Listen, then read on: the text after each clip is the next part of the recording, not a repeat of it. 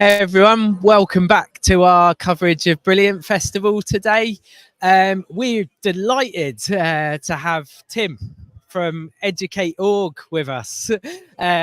Obviously, we've spoken a lot about virtual reality, but also augmented reality is a really interesting area. Do you want to tell us a little bit about who you are, what you do, what your company's about? Sure, that's fine. So I guess my background up until about 12 years ago, I guess, it was in film and television. And I think for me growing up, film and television was just a massive influence on me, and like things that got me excited about everything. In fact, I might even go as far as to say is, a lot of things I learned from watching films and television and looking up to people, who I found really inspiring, and I guess, when I apply that model from myself to the kids that I've worked with, because I'm also a qualified teacher, you can see what kids are responding to. And it just seemed crazy to me that we weren't really strongly including, cultural influence in kids learning.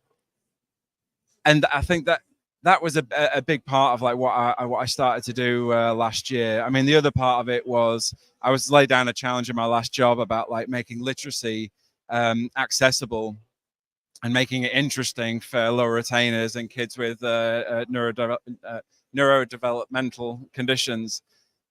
And yeah, I mean, I'm a creative thinker. During COVID, I was making content and getting kids interested in learning. And these are kids who just weren't engaged in their learning at all. They're from pretty diverse backgrounds. And so the content I was making with and for the teachers and with and for the kids was getting them engaged in their learning. I thought there's something in this. So yeah, so last year I started using audio-visual tools to get kids engaged in their reading, getting them to reflect back on their reading that they did before and realizing that they were doing it a lot faster the next time they read it. And that was really empowering for them. And it allowed them to focus on their attainment and their successes rather than comparing themselves to their friends, which is just a buzzkill for some of the lower attaining kids, because they just feel so bad that they're so behind, and they continue being left behind. And that's a drain on the teachers, and it's a drain on the attention given to the other kids as well.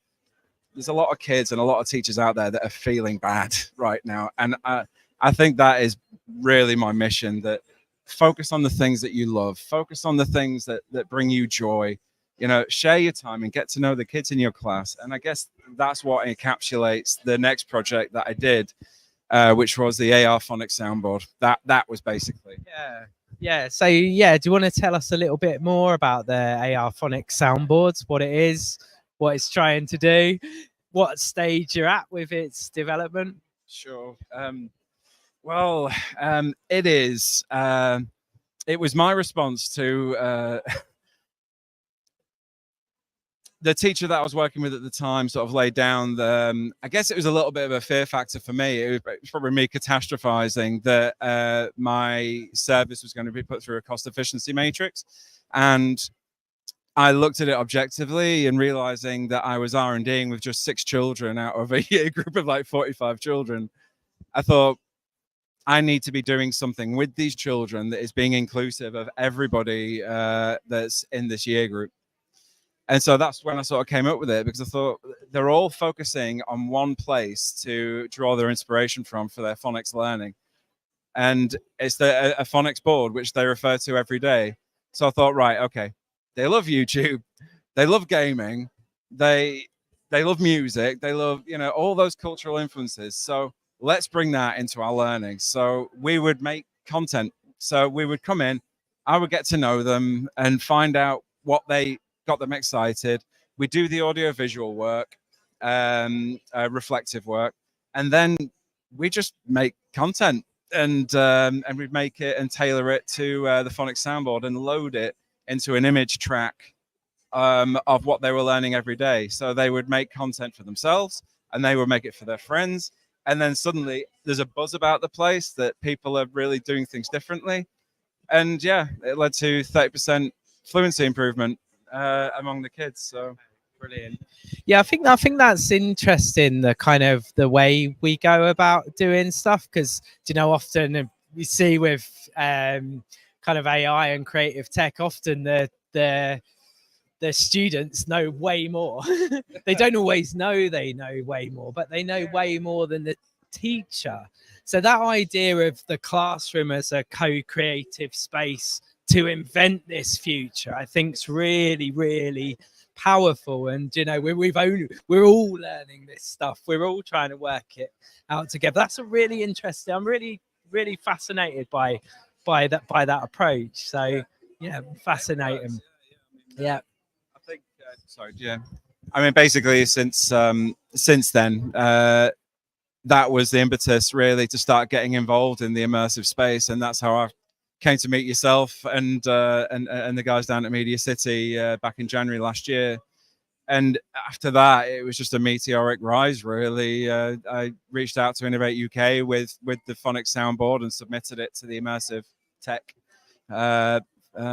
Awards, and it got accepted as a finalist. And yeah, it was a real rags to riches thing, really, for me. But more so as well as a platform to start building on this as a foundation. And so since then, yeah, I've been sort of developing it. That's what I've been doing since April, May, developing the Phonics soundboard as an MVP to bring about, long-lasting change and bringing teachers and children the support they need. Yeah. And where can we find out more about you and your work? Well, I suppose you could go to my website, so www.educate.org, which is aug.co.uk. There's a handle on my leaflet. Actually, I could do it, but I think TikTok is just educate.org, all one word, and I believe Insta is educate_org. Great.